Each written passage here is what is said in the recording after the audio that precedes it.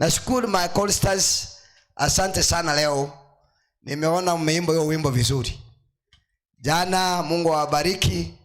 Kitambo tufike Sabato, mtakuwa mmefanya kazi ya muhimu. Kwa hivyo tunatamani kila mtu atakapofika Sabato uwe unaelewa wimbo huo. Hukumu imeanzishwa wapi? Mbinguni. Na ujue ni kwa nini? Kwa sababu jana tuliona Yohana alisema aliona watu wengi, kila lugha na jamaa na kila sura, paka wale weusi.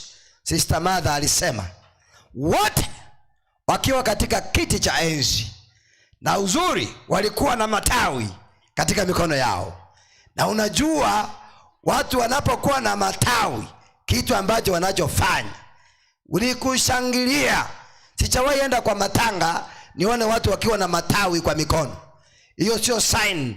Kwa hiyo ukiona matawi watu wote, hiyo ni kushangilia. Kwa hivyo watu wote wale ambao watakubali wito ambao Yesu ametoa wataweza kupata nafasi hiyo. Kwa hivyo mahubiri yetu katika makambi ya mwaka huu ni injili ndani ya hekalu. Kwa hivyo tukasema tangu mwanzo, kutoka kwa mlango hadi mwisho la hekalu yote, yani the center of the gospel is Jesus Christ.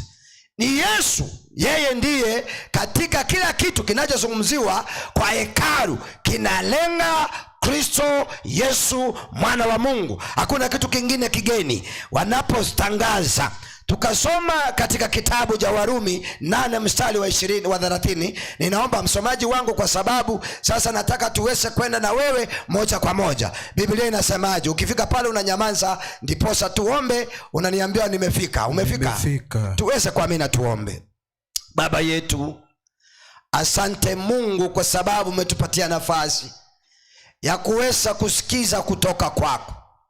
Bwana, nena pamoja nasi tuliyopata nafasi tukaingia katika uwanja huu. Bwana, tunahitaji uweze kunena pamoja nasi. Ni katika jina la Yesu tumeomba na kuamini. Amen. Biblia inasema hivi. Kwa upole tu, usiende haraka. Inasemaje? Haya mwalimu, na wale waliochaguliwa tangu asili. Na wale waliochaguliwa tangu asili, hao akawaita. Na wale aliowaita, akawahesabia haki. Na wale aliohesabia haki, akawatukuza. Haleluya. Amina. Sasa hapa kuna wito, kuna anayeita, na anapoita kuna wale anaowaita. Tena kuna kuitika. Kuna mambo mengi hapo. Tena kuna kubali hayo. Kwa hivyo nataka niseme hivi, unapoita mtu na anakubali ni jambo la muhimu. Sikia marafiki zangu, unapotuona tumekuja wote, wakubwa kwa wadogo, tumekaa katika uwanja unaoitanishwa na jina la Mungu, ni kumaanisha kwamba tumekubali kila mtu wito wa Yesu Kristo. Tumekubali wito wa Mungu. Ndio maana tumefika wote tuweze kusikiza, ama tuweze kusikia kwa yule ambaye ametuita. Wapendwa, kufika kanisani, jambo ni la kwanza kwamba kuna watu wengi kule nje ambao walioitwa na bado hawajakubaliana na wito wa Yesu Kristo. Kuna watu pale nje tunang'ang'ana na makrusade, tunang'ang'ana kila wakati ili waweze kuja, lakini mpaka siku ya leo hawajafika, hawajakubali. Wengi wameamua kutumikia shetani kule nje, lakini mimi pamoja nawe tumekubali wito. Ndio maana tumekusanyika, tumekuja wote. Semeni amen. Amen. Ukiona mtu ako chache, achana na yeye. Mahali ametoka uwezi ukajua. Ukiona mtu amevaa nguo kanisani, wacha kuweka mdomo pale. Hii dini si kazi rahisi. Mambo na kanisa si kitu rahisi. Ukiona mtu anatukanwa leo na hiyo sabato nyingine anakuja, usifikirie ni kazi rahisi. Kuna watu wameelewa ambaye amewaita ni nani. Wanasema liwe liwalo, tutaweza kukaa kwa yule ambaye. By the way, unapoona mtu anakueleza kwamba mwenye anaenda kanisa na mwenye anaendi wanafanana, ukora, uongo mtupu. Timba weka ininje, hiyo ni uongo kabisa. Mimi niko mbele kiasi kintekeke basi nyete batamete kuri kanisa dada. Kuna watu wanadungwa vichiti kwa sababu ya Ukristo wao. Wata wakudunge ka hapo ndani, kwa sababu wao walishindwa. Wao walienda, wako pale nje, lakini bado wanaendelea kukuumiza. Wako pale nje na uende kawa bado wako hapa ndani, lakini bado wanakuumiza. Hata kama watakuumiza kiasi gani, sikiza sauti ya mmoja aliyekuita ambaye ni Kristo Yesu. Sikia marafiki zangu wenye wanaocheza mpira, mimi si fan sana kwa mpira, lakini sheria inasema kwamba, sikiza, mtu mmoja tu umepewa kwa uwanja usikize, ni mtu mmoja. Anaitwa nani? Referee. Wengine wote wanapowashangilia, hiyo inaitwa kelele, noise. Na usiwezi ukasimama kucheza mpira kwa sababu wameshangilia. Wewe unaendelea kwa sababu una lengo. Haleluya. Naomba msikie, naomba mbingu iwashike kabisa. Igoleba mbwatere mwigwege nteke na sabire igoleba mbwatere. Sikiza kwa makini, usisikize sauti za wengine. Unapokuwa kwa uwanja, weka mawazo yako kwa yule ambaye amekuita. Oliokorangerie ukisikiza wengine, bintu mbili bakoroka yellow card, kuna red card. Tima yatose ba nende kusenga kibikoro kusentenge danger tayanya kutoka. Na green card, hizo sote kuna wenyeji mnaelewa. Ukianza kusikiza sauti za watu wengine, wewe kubali kusikiza sauti ya nani? Sikiza sauti ya Mungu peke yake, kwa sababu ni yeye amekuita. Kuna tabia bantu wanawaeleza kwamba mimi nilibahatika kidogo kwenda sports za primary zamani sakale, wakati sports za primary zilikuwa sports. Balenga bajiri sports jinguru. Sasa ile tulikuwa tumevaa sweta, usi imeisha lakini bado ni sweta. Unakumbuka? Ile kinyasa tulikuwa tunavaa. Hata ukichapwa kiboko na mwalimu usikii, kwa sababu kuna viraka mingi ilikuwa inapangwa hapa. Imagine hata watoto wasichana ama ni aje, si mnakumbuka? Mtoto msichana ako class 8 na amekanyaga chini na viraka ni mingi. Tusichana tu leo, mami, na hiyo ni kutoboka tu, kametoboka tu kidogo. Mami, sifai. Hichari, kuna wakati wetu sisi hatukuwa tunaona nguo. Halo, wanaume tukumbuke. Ulikuwa napewa nguo moja, wewe ni mwanaume na umetairi, na unapewa nguo moja ina serve two masters. Juu na wapi? Wewe ukanunua, pesa ya kununua nguo mbili hakuna. Kwa kwa t-shirt ntambe inaenda paka wapi? Na bado wewe ni kijana wa poma. Halo, mimi ninapokumbuka, by the way sio hili toka wapi, lakini waje niseme, kuna wakati mwalimu alikuwa anasimama kwa baridi na anasema sports sasa zimeenda mbali. Sasa wengine mtabaki nyumbani ama shule, wale wanaocheza peke yao ndio wanaruhusiwa kufanya nini? Kwa nini? Kwa sababu hawaendi na miguu. Tumefika kiwango wanaenda na nini? Tunasikiza kwa sababu tunaona hiyo mwalimu, hiyo head teacher, hiyo ni yako. Kwa mawazo yetu tunasema utajua sports nayo hata kama ni mbali kiasi gani tutafanya nini? Tunajipanga. Wale vijana wengi tunafuka mlima, tumaji, tunaenda mbali Kitambo wafike na gari hapo, wanatupata kwa uwanja. Sisi ndio tunawakaribisha. Hata hatusikuje hata kama ni mbali. Kwa sababu ni kitu ambacho tunataka tuweze kuona. Lakini kuna shida unapokuja kwa sports kama hukuhitajika hapo. Kuna hasara nyingi, kuna hasara. Sasa wakiambiwa on your mark set, wanasikia pap, wanaanza mbio. Na sisi wenye hatukualikwa tunaanza kupiga kelele mingi kutoka nje. Minyoka! Na sasa hiyo na sisi tunasimama. Sisi tunakimbia vile wanakimbia. Imagine tunafanya kazi mbili. Kelele na kufanya nini? Tunapiga kelele na kufanya nini?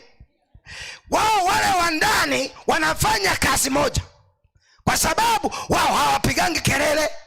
Kazi yao ni kukimbia. Na wanalengo, kuna sehemu wamelenga, wanatamani waweza kukimbia.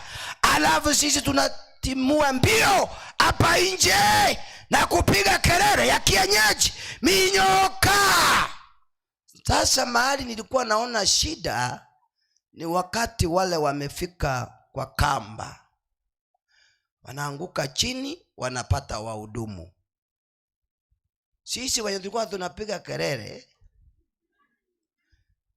si kuna wale wahudumu wa kuwapatia hewa? Kwani sisi hatukuwa na stahili hewa? Na hiyo kazi yote tumefanya nini?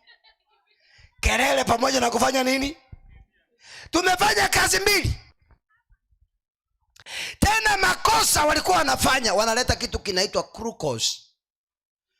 Mwenye alikimbia kwa raini ndani anafanya nini?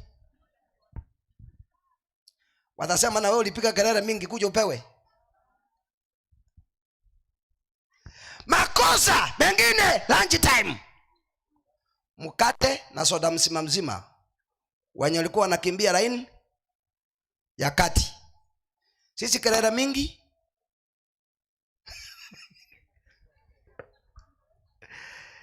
kelele mingi. Kazi tulikuwa tunafanya ya muhimu ni omba. Tunapata mtu amenunua miwa, kindomi, unaanza kuomba. Sasa umekuwa mtumwa. Rafiki yangu sipendi kukimbia nje, mimi natamani kukimbia ndani. Kwa sababu ndani kuna zawadi, kwa sababu ndani kuna kitu cha muhimu. Sipendi katika safari hii kukimbia ndani. Mimi nataka kuingia ndani, nikimbie kwa sababu ambaye ameniita kuna zawadi ameniwekea pale mbele. Sipendi kukimbia nje. Bantu mbali kanisa banje tamangana y'abantu, abukulitia mangana y'abantu abigiti stock. Yeye ndiye anajua fulani vile walikimbizana na mke wake usiku. Ukimuuliza kutoka juu, uko na kagunia kakuweka vitu za watu, na hakuna mahali utapeleka soko. Msichana mwenye ametoa mimba, wewe ndio unajua, tukicheki kwa gunia yako umerusha hapo. Mwenye amenunua shamba na akashindwa kulipa. Mwenye kusoma sana, nani unaeleza vitu, ukianza kumweleza anakuuliza ni wewe ujui? Hiyo tulijua kitambo. Kuna watu wa kufunja watu moyo, bantombale bako itala ntomoyo. Unapofunjwa moyo usije ukakataa, tuendelee, kwa sababu pale mbele kuna yule ambaye ametuita. Marafiki zangu, kuitwa tumeitwa nayo. Najua kuna watu makosa itaweza tokea, onye nyoko nyore tobulito chuma marogoba ne sabato ya bwate tinga ikwaling nyokara bugulio bulito chuma ande no modikonesi sabate ko bwate nga yoro jokoba Tulie kanisa. Kuna watu walikuja hii kanisa na siku ya kwanza, kwa sababu mama alichukua mimba Friday jioni, Sabato akapatikana wapi? Sasa wewe na wewe ulikuwa wapi? Kuna watu waliokula Pasaka wakiwa tumboni mwa mama yao kabla hawajabatizwa. Bakong'ondrete Pasaka nda wono kumotebie bintu bikong totigi. Hii dini ni yetu. Tulianza Pasaka kitambo kabla mkuje, kwa sababu mama akiwa mjamzito na unajua Pasaka tunatokora ba miti yake mpaka saa 8. Kwa hivyo unakuta kuna njaa. Kwa hivyo chakula chochote ambacho kinaingia, nani wa kwanza kukipokea? Kwa hivyo kuna watu walikula Pasaka tumboni mwa mama zao. Na watu wapime sana. Na tena vile alisaliwa, aliletwa kanisani, akafanya nini? Akaombewa. Mimi ijapokuwa na wahubiri, si kuombewa na wazee wa kanisa, ni kuitwa tu, niliitwa. Na wakati wazazi wangu walionizaa walikuwa walevi, mama alikuwa anakunywa busa gege ntonali yete kenge na mbona ontindite mwisi kumpima tomolevi. Mashini ya kupima walevi ikikuja, kwa sababu kitu cha muhimu nilikula sana ni pombe. Kuisi kumbulia masabosi kuombewa. Wengine ni kuitwa, tuliitwa. Kuna mahali sehemu ambazo tulikuwa tukaitwa, tukakubaliana na wito wa Bwana wetu Yesu. Ndio maana ametutengeneza sasa. Amesema nendeni mkawaita wengine, ili niweze kuwa na wale ambao nitawapatia taji ya uzima wa milele. Ndio maana tuko hapa. Najua kuna watu wako kwa hii kanisa wanatusumbua sana, si hapa Magena, kwingine. Montako tengumeti kanisa hii intutu ayeretete elda mulitoa hii wapi? Ili toka wapi? Na yarwe nakutenyene tata mwademe mundu wethenga tulitoa hii kanisa Nyaguta wono nembe otoko yana atupimiriti, kwa sababu wao ndio walileta tangazo nyeirani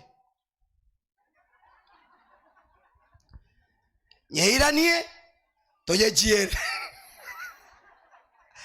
kwa sababu mulileta wakati ambapo hatukuwa, na sisi baadaye tulikuja tukaitwa.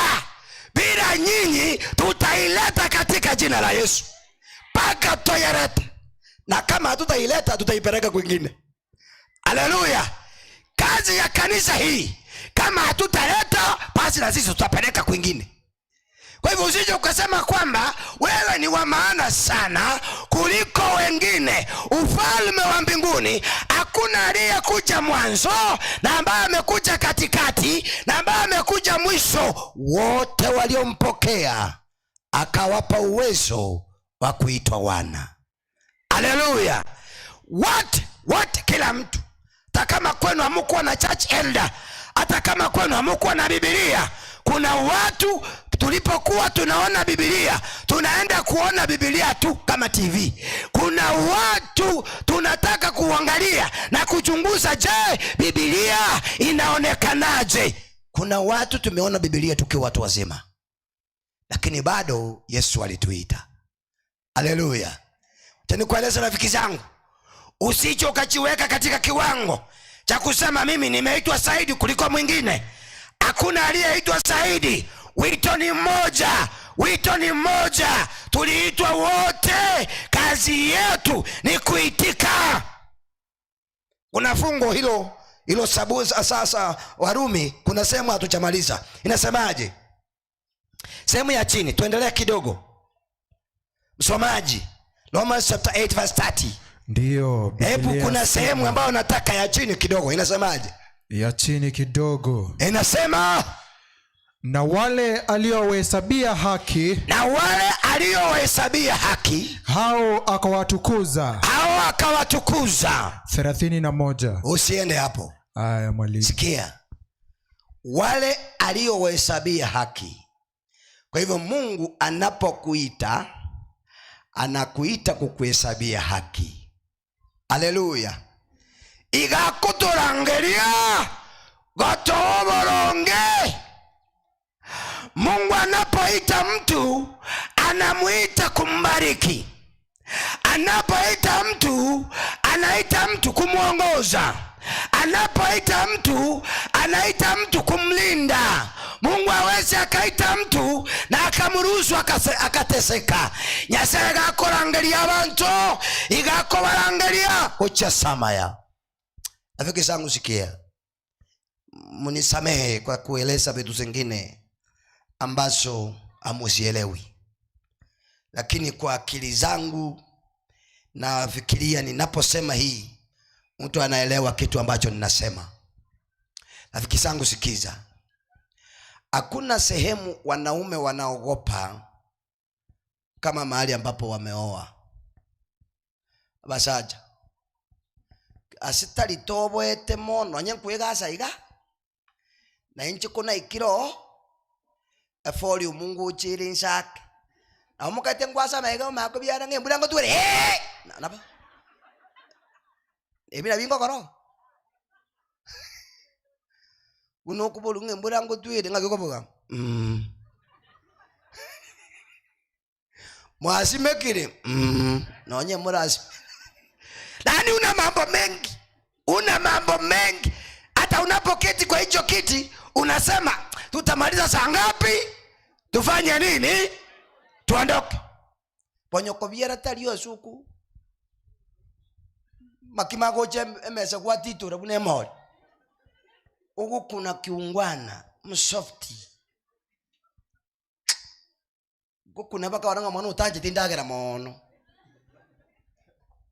Lakini nyuma ya tenti watajua. Karona lete tu munginone na alikumweka tata. Nilinunua kasoda hivi kwa hoteli. Alikuwa anaonja kasoda kwa umbali. Kama nyana anyoli rumo shobuti. Bono tindi kuchikusumbuka mbone bintu ku. Kurumaka chapati nando irania. Karabano bostindi kuchikokora bonge. Pwe chapati. Aye. Tika tuchitucheka. Chikulingu ngakakaka. Basaja watakueleza. Wanaume wakisema ukweli watafanya nini? Inye kujiakea kukaribiri. Nande wewe. Wacha mchezo. Wamura walimutara nyomato. Koro chaka pagi kapo kuhiri. Ayetuka kira ngabuno hobo kimabohererete. Kanywili kametengenezwa na kaope kamefalishwa hapo. Kuna siku yaja. Tagiri kwa kukwate bunga leta ya kairi. Nandi yuko letira abande bakumulisi. Ilikuwa naeleza nini? Amjambo. Tubaisa kucheza na banyoko biara. Kuna jamaa alienda pale mahali ambapo ameoa. Amjambo. Kwa sababu ya uoga akakula tu pole pole na heshima. Na unajua mahali ambapo umeoa uletewe sukuma. Na ayo nyumbana bako nyuma to ko baba chisukuma na ayo tuli burungi. Mwana ga chiri kolege ntuge ko mumeki afiringa nacha. Hello. Jamaa kukula vizuri. Na makosa ile harakati ya kujuana,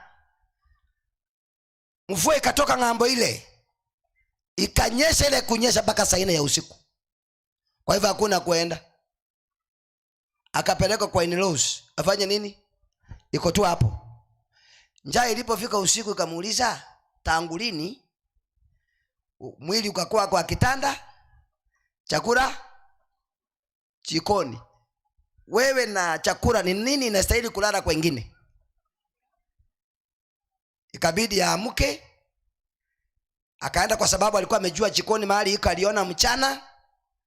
Akasema wacha achalipo hapo, aguse mlango aone kama kutafunguka. Kugusa kipati nzuri, mlango umefunguka, uko wazi. Na kuna wanaume wanapenda kulala tu naked. Na alisema si nikufika tu hivi na kurudi. Na hakuna mwenye anasikia. Makosa. Ako naked vile alivyozaliwa.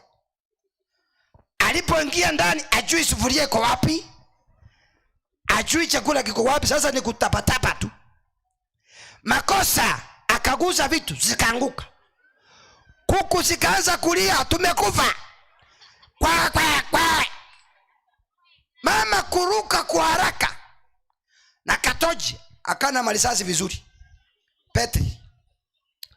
Jamaa kuangalia nyuma, kuna mtu na Katoji, akaingia nyuma ya mlango. Mama kamulika tu kidogo, hakuona. Akasema labda ni umbwa. Akafunga, akaweke chabi. Na hii jikoni ni ile ya zamani. Ainanga dirisha. Nikala tu kashimo kana kuanga kwa ukuta. Na hii nyumba imefungwa. Mwalimu asaletete. Kale kajikoni kalikuwa kamefungwa na ile kamba, uwezi ukapomoa. Sasa jamaa, na ni saa 8 ya usiku. Sasa ikabidi yeye alale kwa chakula, badala chakula ilale. Mama akasema wacha niamke mapema kwa sababu nina mgeni, nimuandalie kitu akiamka. Bangina bagusi. Jamaa, mama akaona kabla niwashe moto, wacha nifagie kidogo ndio niwashe moto. Sasa harakati ya kufagia, jamaa ako kwa mlango, anapima ni 6:30 asubuhi. Sasa nitafanyaje? Abakobo nyino kwa hera, tigabakoreki. Inde lionsi, wakoreke nduki. Na kingo cha kuruma antale ngora. Akagonga ka mlango, pa! Mungina akuje byombo imi.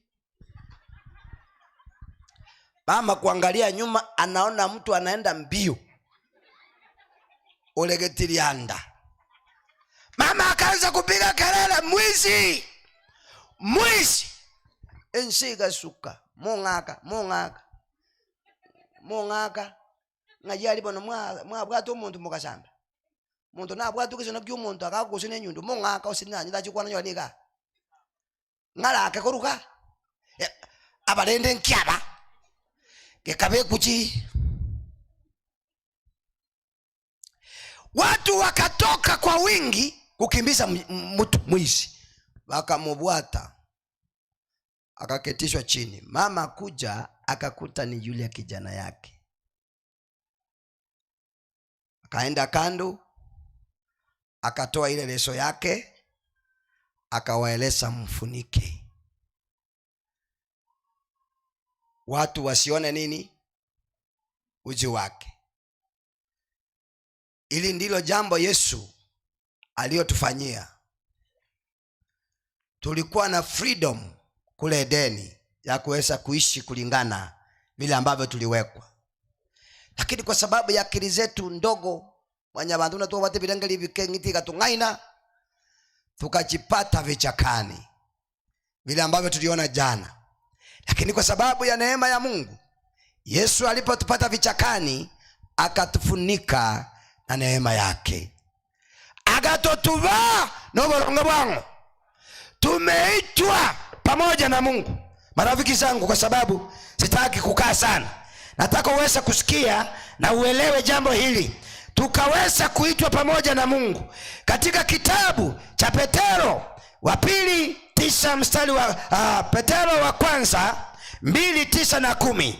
Inasemaje msomaji wangu? Ndiposa tuende sehemu nyingine. Biblia inasema hivi. First Peter chapter 2 verse 9 and 10. Inasema, bali ninyi ni mzao teule. Sasa bali ninyi ni mzao teule. Ukuhani wa kifalme. Yes. Taifa takatifu. Taifa takatifu. watu wa milki ya Mungu, watu wa milki ya Mungu, mpate kuzitangaza fadhili zake yeye, mpate kuzitangaza fadhili zake yeye aliyewaita mtoke gizani, aliyewaita mtoke gizani, mkaingie katika nuru, mkaingie katika nuru yake ya ajabu, yake ya ajabu. 10 yasema, inasema, ninyi mliokuwa wa kwanza si taifa, nyinyi mlio wa kwanza mwanzo hamkuonekana kuwa kitu, bali sasa ni taifa la Mungu. Bali sasa ni taifa la Mungu. Mliokuwa hamkupata rehema, hamkuwa mnapata rehema, bali sasa mmepata rehema. Sasa mmepata rehema.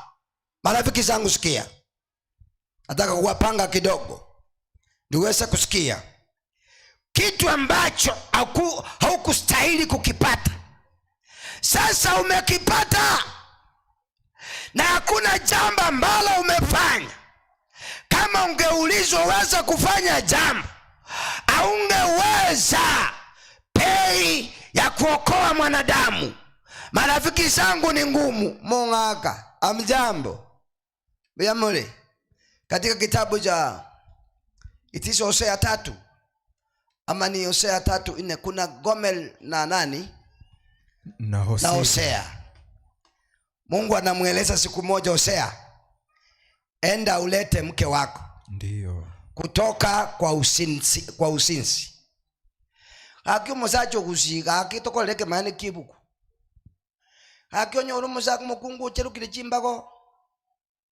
Ekenege ntoko tebanga totero kwengi. Mbayamole. Haki mukungu uchipate umetoka nje ya ndoa. Asaba sacha ngiri gotobera raisi. Chemu mburi kigendi. Onyora ka message guka sisi miyo mukungu nga hai. Ase miyake nambe yuga kobeti. Pachi bali kabatuma kyakero kuli basinkoro batuma 5 bob. Elieta lyaja nande bali basi. Omanya kukubuli nga choni ni ngwasuli. Endo yote vile ndugu yaye, inakuwa kitu cha uchungu sana, kwa sababu kuna vile ambavyo haiendangi sawa. Nasama nyakote biosea, ati sasa enda ulete yule mke, hata kama amefanya usinifu. Mke aliyewekewa kila kitu na alikuwa na poma, akatoka asubuhi moja akaenda hapo Magena, akakondisha kanyumba ka 300, akaanza biashara. Na naeleza watu kila wakati, kila biashara ambazo ziko Magena ziko na jina lake. Bali bako nisi meeting akibako liga mwanya wakora biashara hivi ngakibako lika hadi we gongyoko nyoro mabati ne chichuma. Bali bako ni nyama ngakibako lika ndoche muma ebe biashara. Bali bako ni maryoko y'abantu wanandikaje chemist akindoche muma nyete. Bali bako ni maryoko y'echitugo agrofet. Alo bali bako ni nani kikintara teba. Bali bako ni endagire yekire hotel mukungu ye moro chere nkiale kulika epa yaya epa ne bwa damaru angeandika nini biashara mbili bitabu atilieta. Ni sawa unafanya, lakini havina jina. Tikatola mulikire nda kalika biashara ya mwanamke hapa. Kwa hivyo wateja wote ni wanaume. Halo, nataka uweze kuona kile ambacho Mungu anataka kueleza, vile ambavyo anatamini mwanadamu, vile ambavyo Mungu anakupenda. Mungu tena anasema, nimesema hivyo ili Waisraeli waweze kuelewa vile ambavyo nawapenda. Yule mwanamke alikuwa ameweka viti vidogo mbili biko bakenya gitari chipenji. Kila mtu anakuja anapanga line yake. Kama uko na 50, 20, 70. Na sasa kazi yako ni kukaa. Chenye unasikia kutoka ndani next. Madaktari next. Next. Hosea alipoingia Magena, akauliza huyo mwanamke, kuna mwanamke, akasema akaambia kuna mwanamke tumesikia. Alipokuja hapo akakuta kuna biashara inafanya nini? Akafuata sheria ya biashara. Yeye hakuenda ndani na kusema huyu mtu ni wangu nataka kurudisha. Na yeye alikaa kwa hizo pages, akasikia akiongea ndani next. Akaongoja wakati wake. Alipoingia mke huyu akawa na uoga sana. Lakini mume wake akamwambia, ijapokuwa umesini na watu wengine, bado ninakupenda. Na nimekukujia na nataka kukurudisha nyumbani. Kwa hivyo leo hii tuanze safari, tuende nyumbani. Mama kwa sababu ya hiyo akavunja kalinga chibe chanchabe, akabeke gunia. Ebiashara bigasaleka ase customer yabwate tiosea. No business. Yesu anapoingia hakuna biashara zingine. Yesu anachukua nafasi yote. Kwa hivyo Yesu, Mungu akajaribu kueleza ili watu waweze kuelewa vile ambavyo Mungu anakupenda. Amekuita taifa teule lake. Kwa hivyo haustahili tena kukaa kando na usherati. Wewe ukakaa kando tena na miungu. Wewe ukakaa kwa njia zingine za kuabudu shetani. Ninarudia kwa sababu nilikuwa nahubiri kwa sababu ya mtandao, sitasema ni wapi. Halo. Lakini nikihubiri makambi kama haya, mama mmoja akajipendekeza kwangu, akaja akanieleza, pastor, nina shida.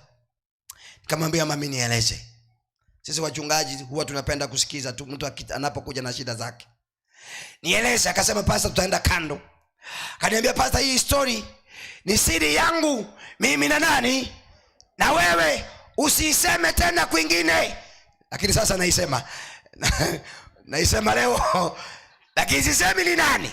Usiseme kwa watu wengine, kwa sababu nina mzee, na mzee ni mzee wa kanisa, amewekewa mikono, lakini anapenda miungu. Yeye anapenda wachawi, anapenda waganga.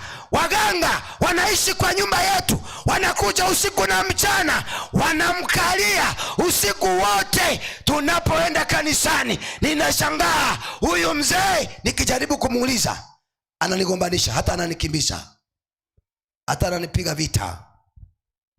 Kamuuliza, mzee wa kanisa, anaombewa, anafanya hivyo, hata wakati mwingine inatorokanga naenda nyumbani kwetu. Kasema sawa. Sasa unatakaje?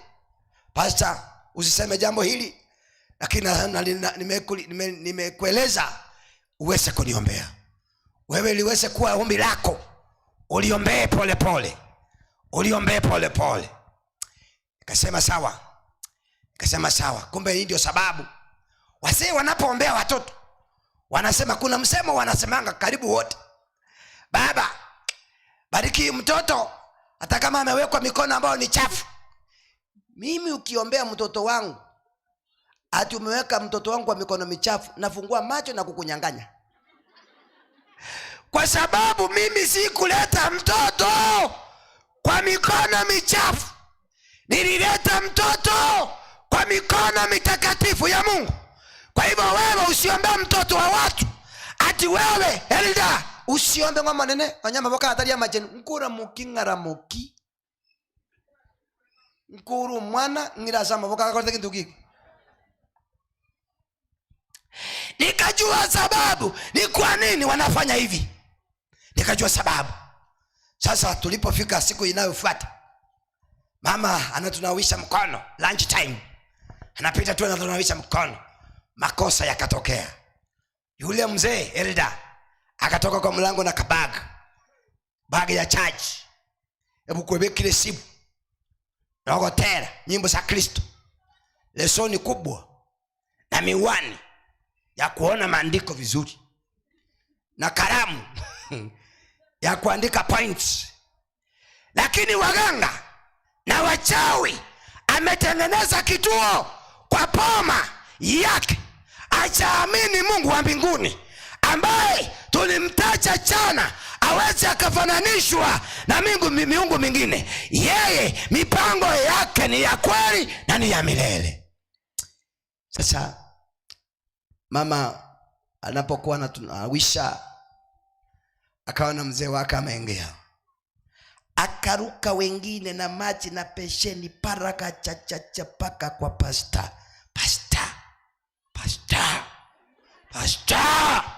mudom pasta. Nikumaanisha nini?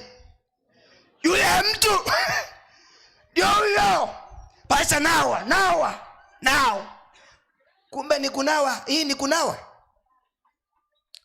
hii. Nikaona jamaa huyu ndio huyu anayeleta waganga. Kasema sawa. Nikasema mentero mulisha bukato elinda tebelera bukato makikie ni buya.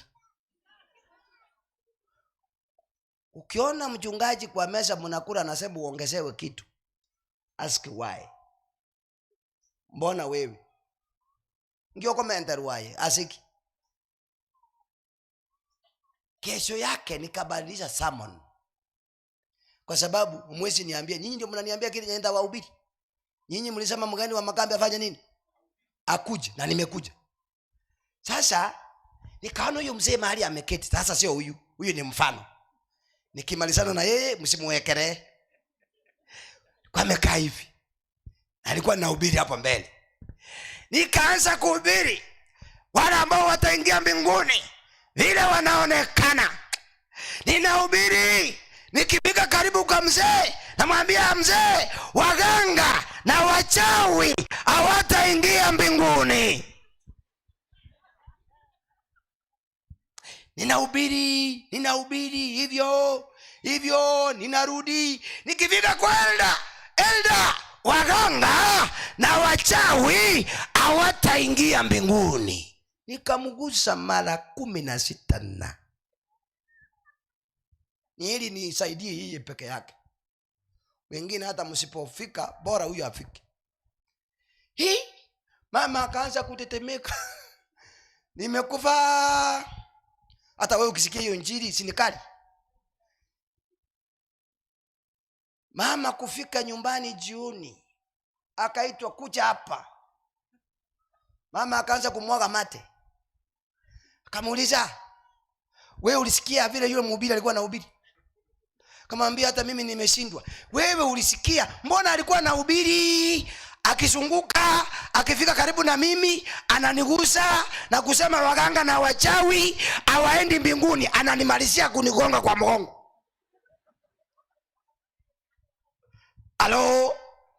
Alo kanisa mjambo. Ndiposa akamwambia ni kama Mungu leo aliamua kuzungumza nami. Mama akawa hai kidogo. Ni kama Mungu ameamua kunena pamoja nami. Na kumbe anakumbuka Biblia. Anasema ni kama tena Biblia inasema Mungu hawezi fanya jambo lolote kwa mtu kabla hajafanya nini? Kumbe anakumbuka hiyo. Kamwambia mke wangu, tangu siku ya leo waganga na wachawi siwataki kwa maisha yangu. Nikiendelea huenda ikawa nitakufa. Kuanzia leo akachukua simu akapiga kwa mganga, akamwambia from today nisikupate kwangu. Umesikia? Ni mimi mwenyewe nimesema nisikupate. Nikikupata utajua. Hata kwanza mimi ni mzee wa kanisa. Yeye ndiye anaanza kumkumbusha leo kwamba yeye ni mzee wa nini. Akamwambia hata simu yako nimefuta kutoka kwa simu, nisikuone, mimi ni wa mbinguni. Kwa hivyo milango ya waganga ikafanya nini? Mama kuja asubuhi ana smile, kaniambia pastor, kuna Mungu mbinguni. Kamuuliza ni nini? Sikia. Nikasema amen. Hello. Sasa na mimi nikasema ili kutia mtu moyo tena nikarudia, lakini sitamgusa. Nikaanza kuhubiri na kusema wamebarikiwa wanaosalenda tangu sasa, kwa maana wataenda mbinguni. Lakini sikumgusa. Umuguse jana na leo. Kwani injili ilikuwa yake peke yake? Ilikuwa ya wengi. Haleluya.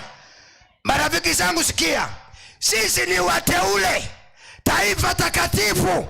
Kama tumeitwa, tusije tukaenda katika mambo mengine, tuweze kuwa taifa takatifu, ile ambalo limeokolewa pamoja na nani?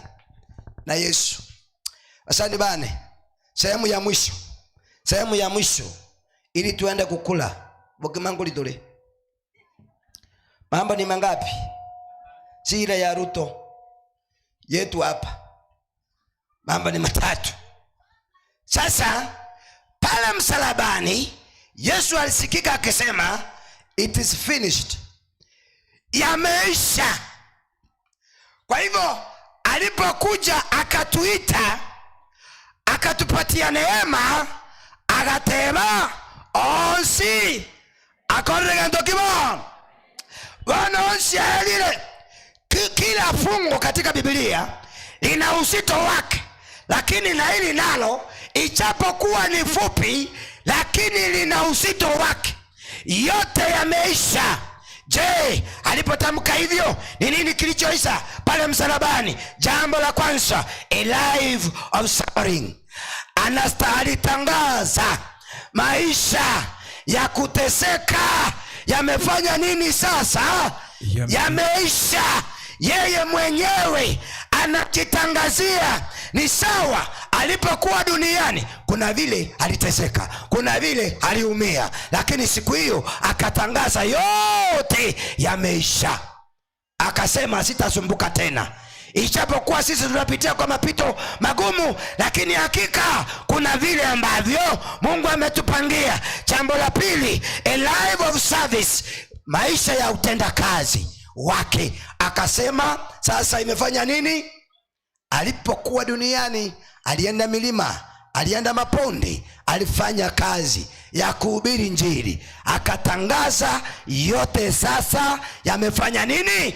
Yamekwisha. Sitaweza kusimama tena ili niweze kuhubiri, ijapokuwa nitatuma watumwa wangu ili waweze kueneza kazi hii. Jambo la tatu, kile ambacho unabii ulikuwa unazungumzia limetimia.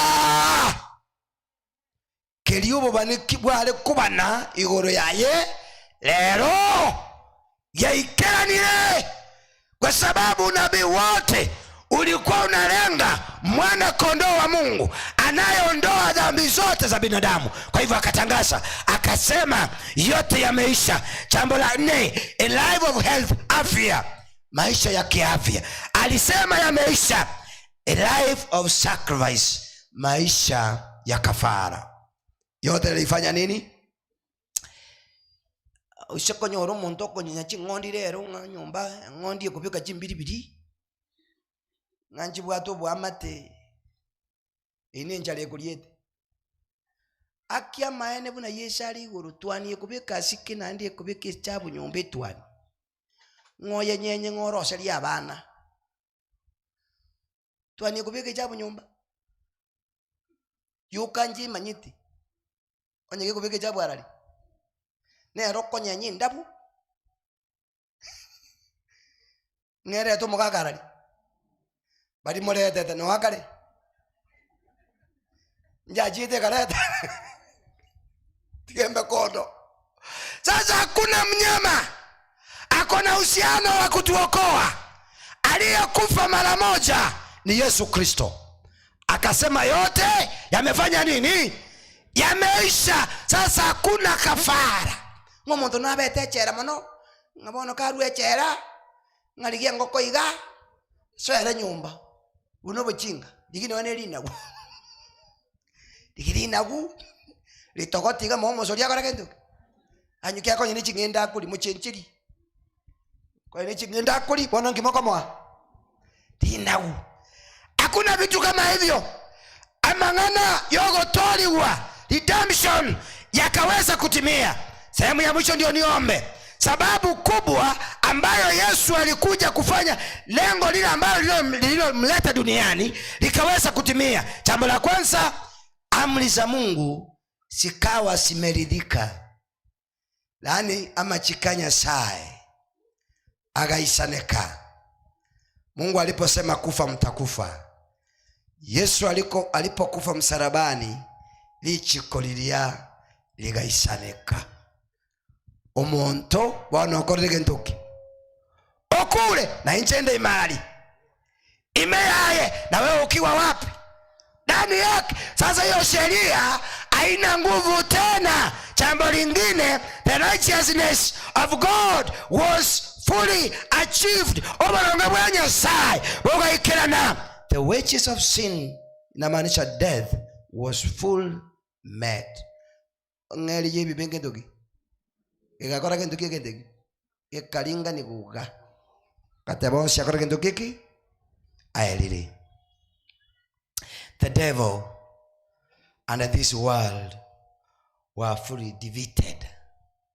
Sani bana epoye yekoro ku saitani then seye akabugwa ekene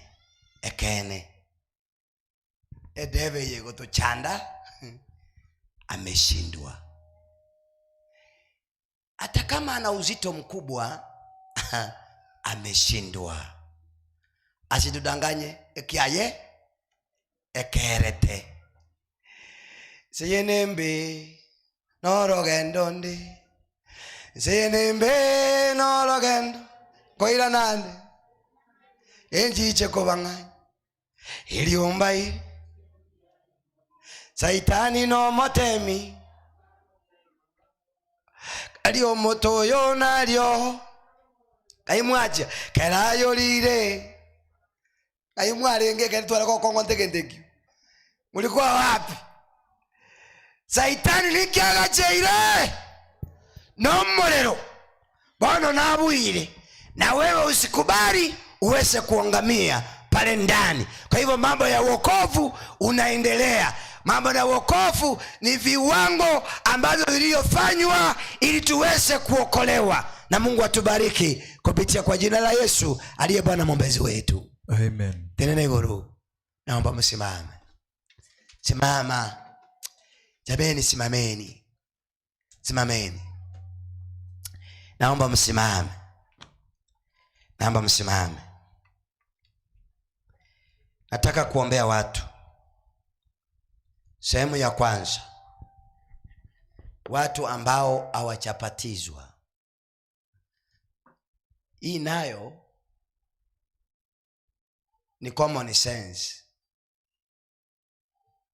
Kipawa ambacho si kupewa, na hiyo ni uhakika, ni kusema kwa ya njoo muimbe ndio wale wachajitoa wasikie wimbo. Hapana.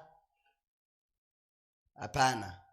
Hii common sense. Onye tubatiziri no maitenga tokora kintu kiki igoronko kenda tuli. Kama uchapatizwa, sema pastor, ni mimi niombee ili siku moja niweze kupatizwa. Haleluya. Kama ulipatizwa kwa njia hii ama nyingine tena ukarudi nyuma, huyo ni wewe pastor anaita kupitia kwa sauti ya Yesu. Hello. Kama ni wewe haujawahi patizwa ubatizo wa maji mengi, Yesu anakuita kupitia kwa hii sauti ambayo niko nayo. Sasa sikia, montonara utarabatizwa, ushirika wake haupo kanisani, lakini anatamani siku moja Mungu amsaidie. Hebu nione kwa mkono. watu wakubwa sometimes yes mukiangamba wako chigoronga ninji pastor nsabiri one time nyasanko nyembatizo maiti hata sisi siku moja tuliitwa hebu nione kwa mkono yes itanie mioro pitisha mapua tu hivi itanie kwa poko itanie mioro yes ma'am. Kuna wengine mimi naendelea kuombea, si kwamba mnakuja mbele na unakuombea hapo mahali huko abwa sore igono onda kara itanie kwa poko tinda batishwa usine iranete maga naende pastor Yesu nanje taba ntonko bali bakali akabiri. Hebu nione. Asante, nimeona 1 2 3 4 5 6 7. Mungu aweza kuwabariki. Rudisha mikono chini. Naendelea kuombea. Na ukijisikia kitambo tufike Sabato unahitaji upatizo, niambie. Tutapanga na wazee. Maji ni mingi hapa kwenu. Hata ndio hii hapa imechimbiwa mitaro. Tutafunga tukupatize hapa. Haleluya. Kuna nini? Mko na baptism pool si hapa. Kwa hivyo asante kwa kunikumbusha. Hapa wataweza ogopa. Ombi la pili. Tulikuwa na mchungaji wenu jana. Mchungaji wa ile kanisa. Baada ya nyinyi kuondoka, akanieleza, pastor, kanisa hili ni la muhimu sana. Nina support kazi ya Mungu vizuri. Nikasema amen. Mkitambulika kwa mchungaji wenu hivyo ni jambo nzuri. Kanieleza mimi sina uoga. Kuna sadaka inayotumwa kutoka field na conferences. Sadaka ya makambi. Kaniambia, pastor, ombea watu wangu waweze kutoa hiyo sadaka mbele za Mungu. Nikauliza mzee elder, ni aje? Akaniambia, pastor, kuna watu waliojitoa kwamba watatoa sadaka hiyo. Na mimi nikaamua kuombea leo ili waweze kupata hizo hela kwa haraka. Kitambo tufike Friday tuwe tumemalizana na sadaka ya Mungu. Naomba wale mliojitoa muweze kuja karibu na mimi. Bali muwe lige sadaka ya kambi. Njoo tu tuombe na nyinyi. Kama ulijitoa sadaka ya makambi, kuja hapa mbele tuweze kuomba pamoja na nyinyi. By the way, ni neno la Mungu linasema, si vitabu. Ni Biblia inasema, mnapokuja, elders mtasimama hapa mbele. Mnapokuja mbele zangu kwa ibada, msikuje na mikono mitupu. Muweze kuleta sadaka za kutoa mbele za Mungu. Ni ili uweze kuweka sadaka zako kwa madhabahu ya Mungu aliye hai. Usiweke sadaka kwa miungu ya ulimwengu. Wapendwa kule mlimani, watumishi wa Mungu, Elisha bwana rute pasa kemwazo. Si alitoa? Yes, kama uliandikisha sadaka ya kambi, ya makambi, njoo mbele. Ni sawa. Ayete ni namba 2. Hata kama umetoa, hata kama hujatoa, lakini ulikuwa na nia nzuri ya kutoa sadaka ya makambi. Mungu awabariki sana. Kaya unta yetu nukunya kotela liya bantu kubagoja. Mchibone ke ukiani neki ngao. Nuku sabela bali bachiri. That is my work. Wale waliojitoa kwa sadaka ya makambi, kuja. Tena